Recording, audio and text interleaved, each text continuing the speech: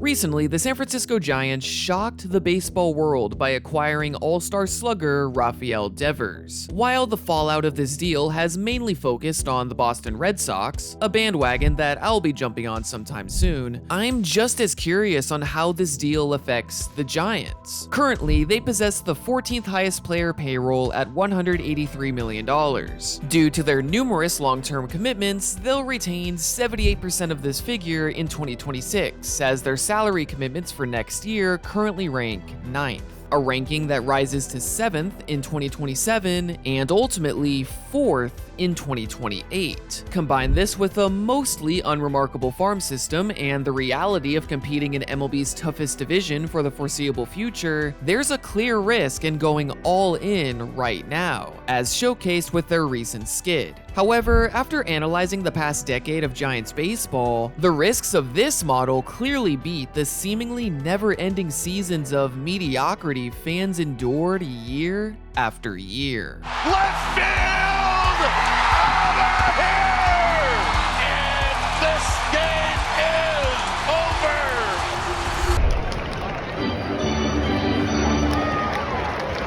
As frustrating as the past decade of Giants baseball has been at times, there's been one positive constant. Oracle Park, a beautiful stadium I rank alongside Petco Park as my favorite stadiums I visited, and if I ever get the chance to go there again, I'll be buying tickets from today's sponsor, SeatGeek. We've got a summer of baseball ahead of us, and I plan to take full advantage. But at the same time, SeatGeek has got more than 70,000 events to choose from, including sports, concerts, festivals, and more. Also, with SeatGeek being MLB's official ticket marketplace, I rest assured knowing my MLB tickets are fully guaranteed and instantly fulfilled after purchase. What I love about SeatGeek is how simple browsing tickets is thanks to their rating system. A 1 to 10 scale where green means good and red means bad, so make sure to look for the green dots. Plus, every ticket is backed by their buyer guarantee. Finally, for all of you watching, SeatGeek is offering 10% off your next set of tickets with code STORM10. That's 10% off any tickets at SeatGeek using code STORM10. So make sure you click the link in the description to download the app and have the code automatically added to your account so you can use it later. Thank you, SeatGeek. The 3-1, lined into right field. Bryant scores easily, and it's a 2-run ball game with nobody out in the ninth. Back up the middle and through. Here's Zobrist, and the Cubs have tied it here in the ninth. Trying to keep that go-ahead run at bay. Baez singles back up the middle, and Chicago has taken a 6-5 lead.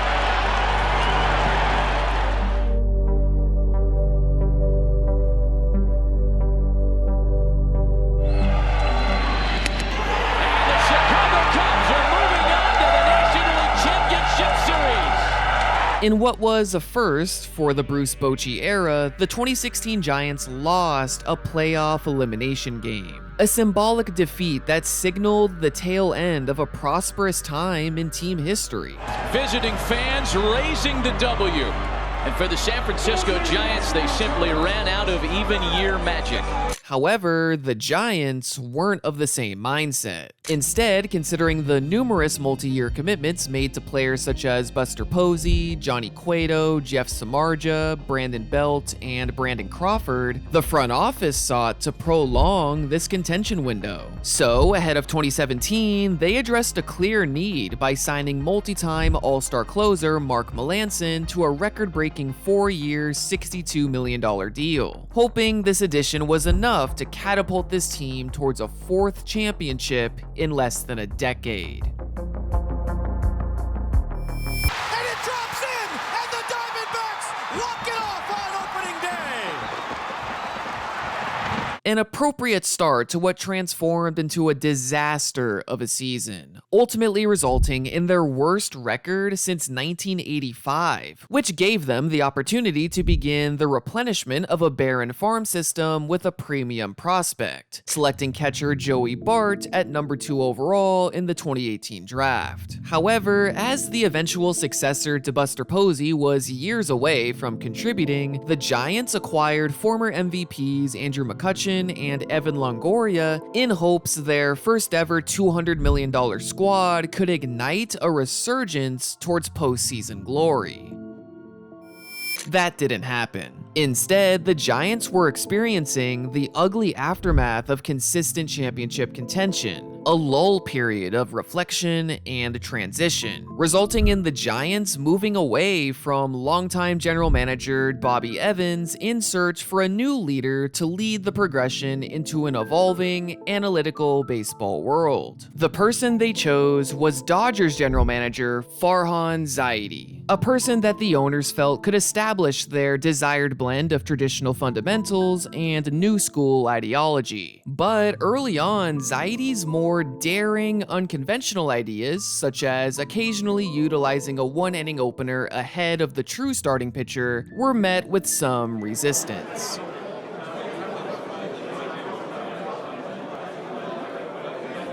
If I told you using an opener would definitely improve your chances of winning on a certain day, how many of you would still not want to use it? A proposal from Zaidi to a group of season ticket holders in his first offseason.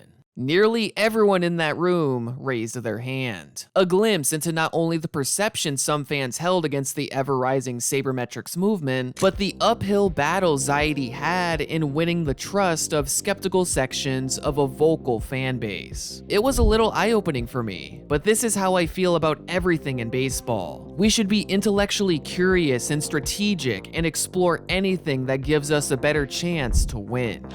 Chris Davis didn't get enough. And that baby's gone. Chris Davis walks it off for the A's. This is Chris Davis, a consistent staple in the lineups of the mid to late 2010s Oakland A's, producing a 129 OPS plus between 2015 and 2018, in addition to maintaining a unique statistical quirk, hitting .247 for 4 straight seasons. I'm sure most of you are already well aware of this remarkable feat, but what you may not know is that in the first year of this streak, Davis was not an Oakland A. He was a Milwaukee Brewer. He was traded to the A's after the 2015 season for 2 prospects. An intriguing move for a team coming off their second straight last place season, but a move Farhan Zaidi cites as a microcosm of his team-building ideology. It wasn't a typical move for a quote-unquote rebuilding team, but I think their mantra was, let's go and identify value where they see it and just make this team better one move at a time. Zaidi wasn't a fan of tearing down and rebuilding over a set number of years. Instead, identifying big league caliber talent through all avenues regardless of a perceived timetable was at the core of Zaidi's vision, which coincided with the organization's desire of annual contention. This is the mindset Farhan Zaidi established from the outset of his tenure. But as his tenure progressed, fans grew to resent it.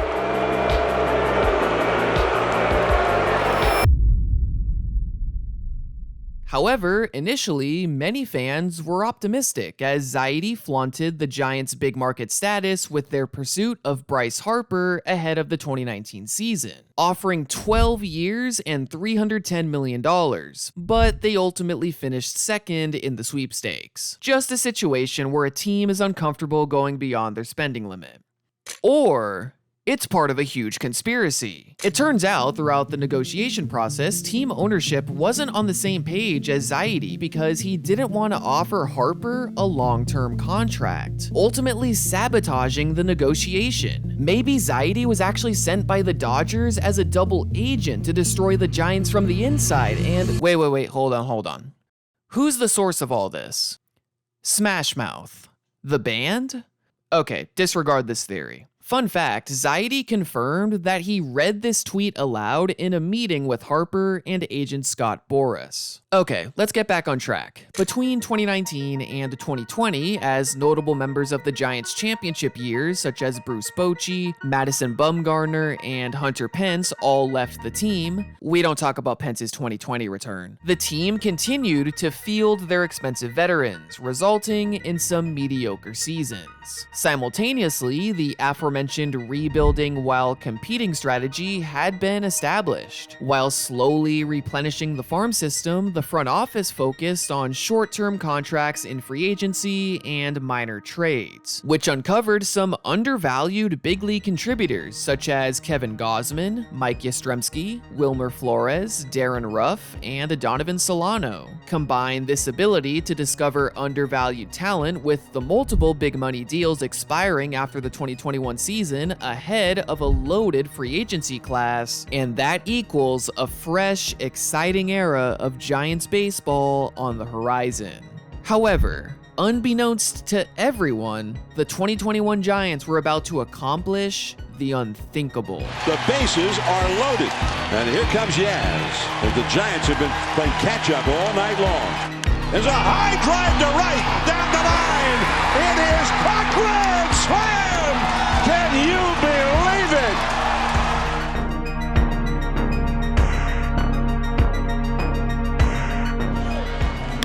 Up the middle, base hit center field. Crawford rounding third. Steven Duggar gets it done. Down the left field line. Base hit. Duggar, the fastest runner. Here's the relay home. Save! And the ball game is over.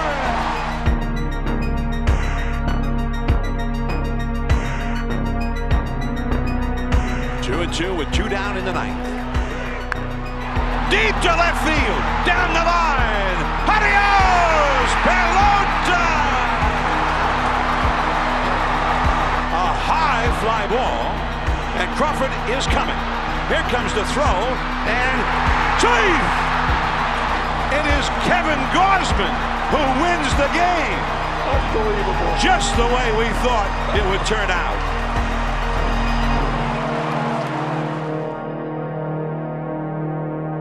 107 wins, the league's best record in one-run games, and the top 5 WRC plus in high-leverage situations. That's what it took for a miracle Giants team built on mostly veterans and undervalued fringe players to narrowly beat the juggernaut Dodgers in a nail-biting division race. Led by second-year manager Gabe Kapler and possibly the league's most extensive coaching staff, this offense succeeded under a new philosophy. Only swing when you believe you can do damage, and regardless of count, take your best swing as often as possible. This translated into a team who didn't swing, chase, or whiff often, but because of a flyball-heavy approach, the 2021 Giants led the National League in home runs for the first time since 2001. Yet, not one player surpassed the 30 home run mark, a strange curse that's persisted throughout the post-Barry Bonds era. Brandon Belt would have broken the curse had he not missed half the year due to injury, including a thumb fracture right before the playoffs. Fortunately, the foundation of this offensive unit was built on player depth.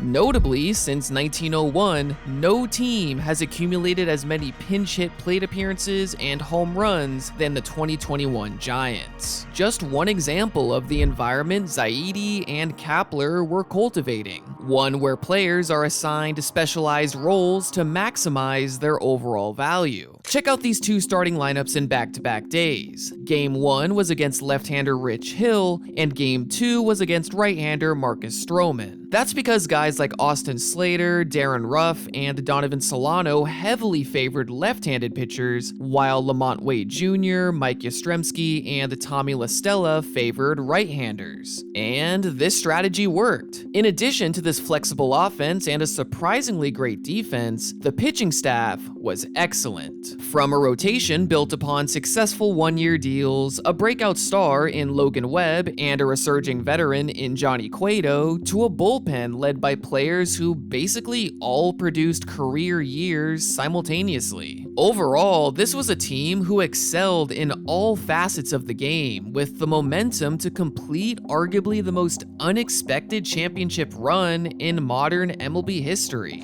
Flores, Solano calls and catches, and the Giants win Game 1. They hit 241 home runs this year, all 4 runs tonight via the home run.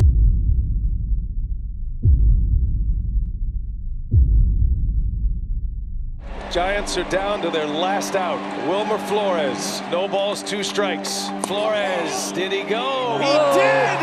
And the game ends!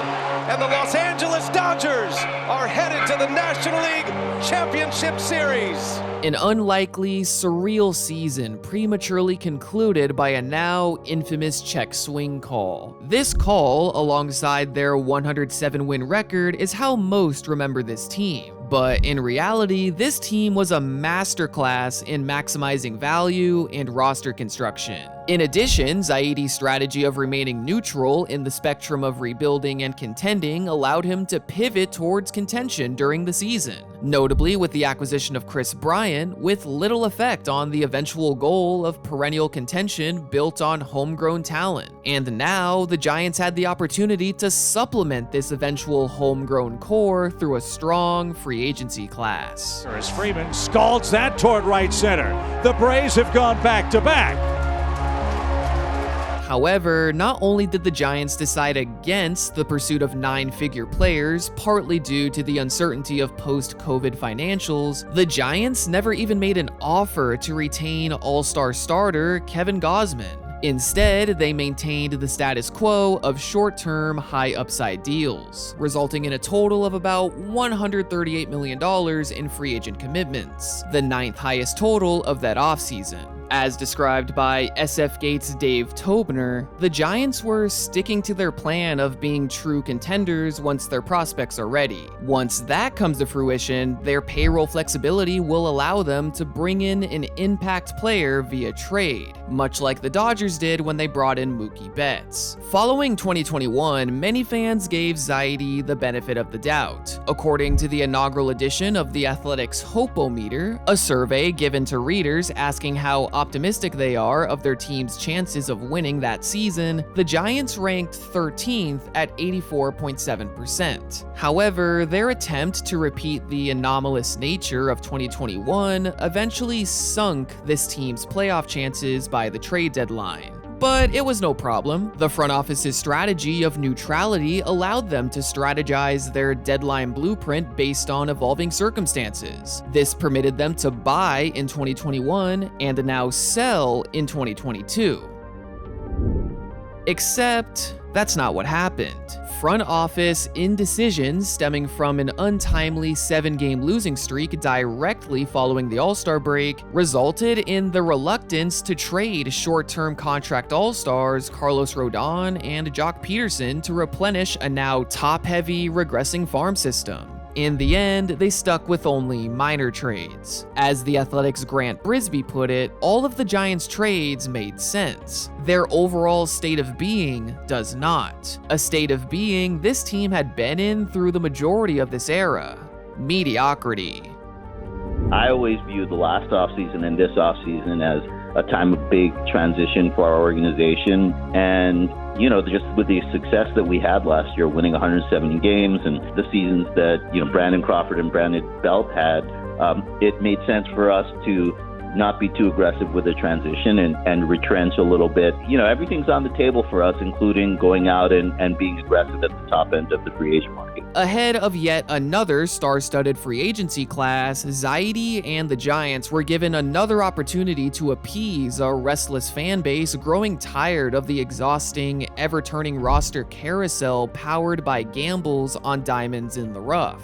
A contrived strategy given the big market Giants could just buy the real diamonds. Someone like Aaron Judge, a player whose Northern California roots linked him to the Giants. But could they truly entice the 62 home run hitting American League MVP away from the Big Apple? Because when it comes to Aaron Judge, you gotta be thinking right now, Pete, he could be going to the San Francisco Giants. A lot of boos from the crowd here at Oracle Park.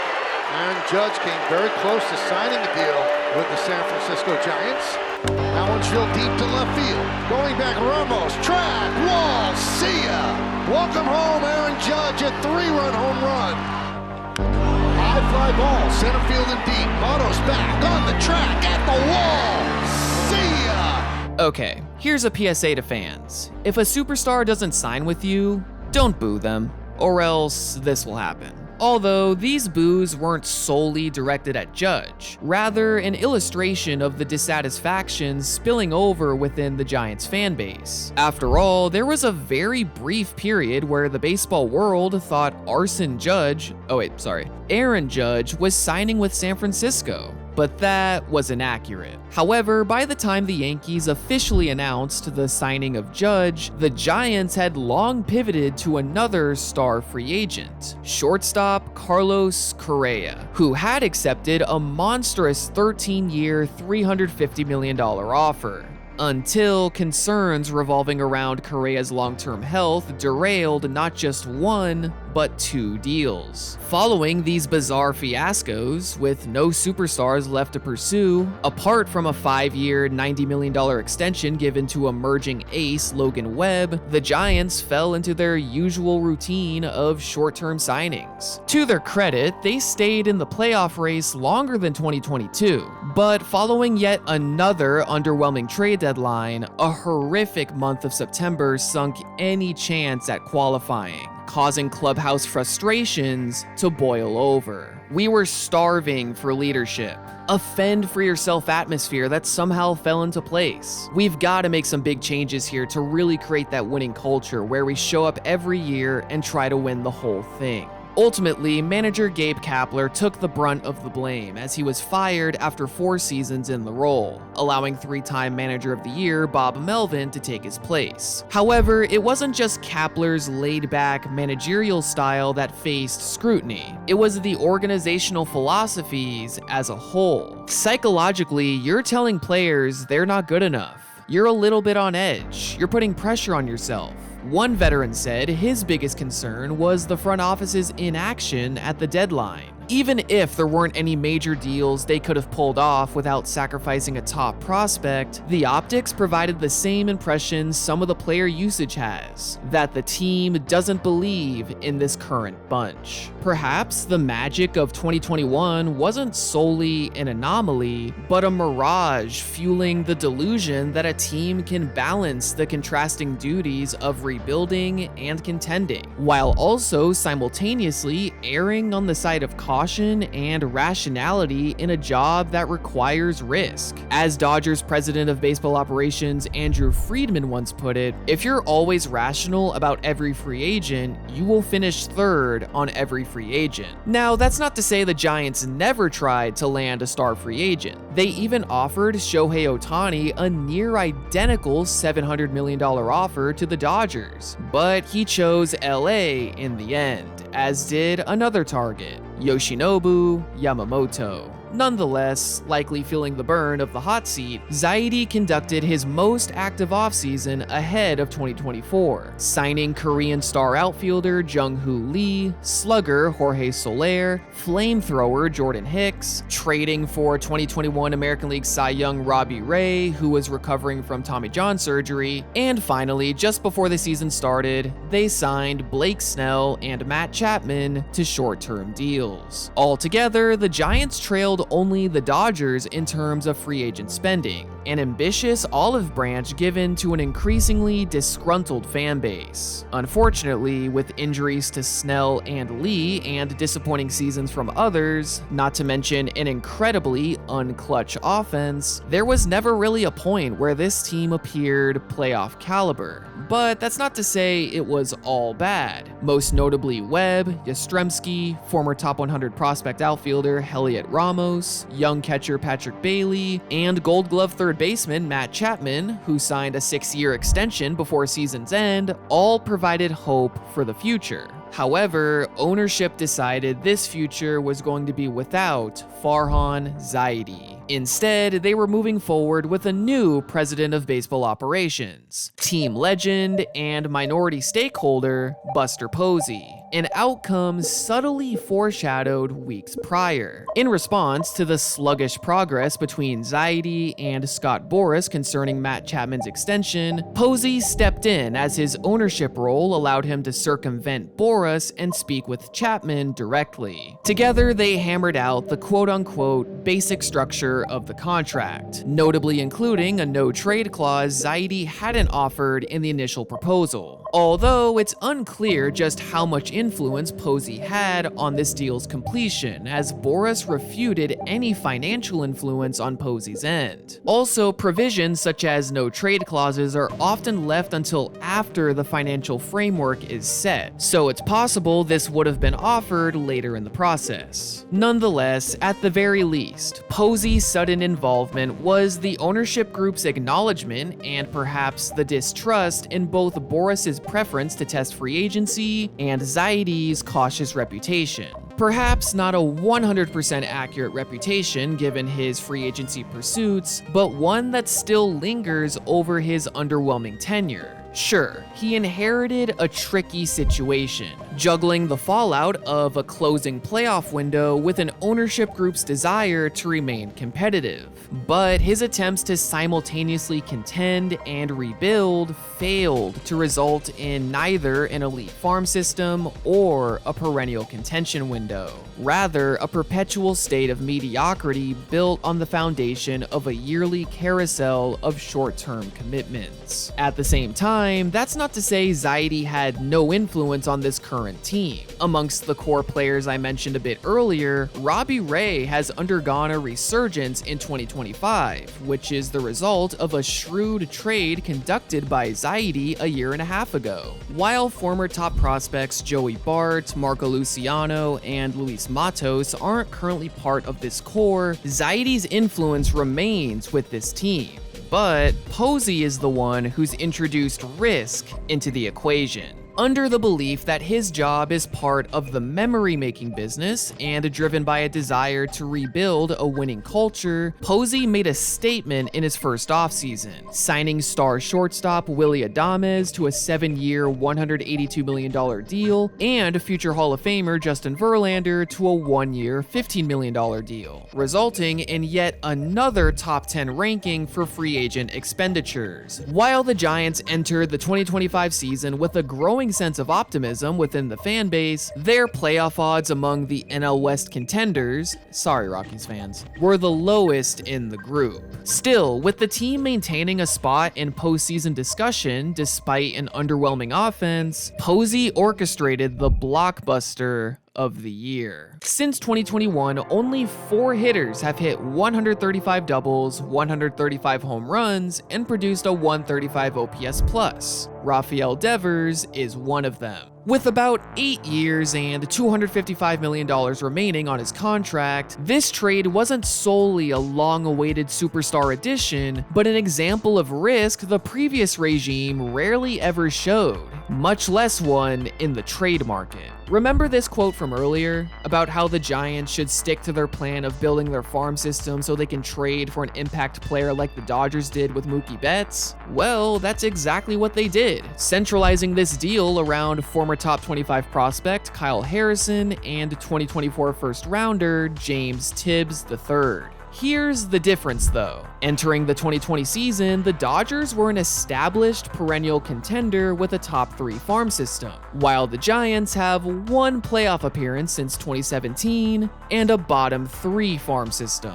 A playoff window opens through the construction of an elite core. Perennial contention relies on the constant replenishing of talent surrounding the core. This can be done internally from an extensive farm system, trading prospects from said farm system for proven talent, or finding value in overlooked players. How ironic. Currently, between an underwhelming farm system and numerous multi-year commitments making up the bulk of their core, while likely in the playoff conversation for the foreseeable future, ultimately, the Giants are all in with the odds stacked against them.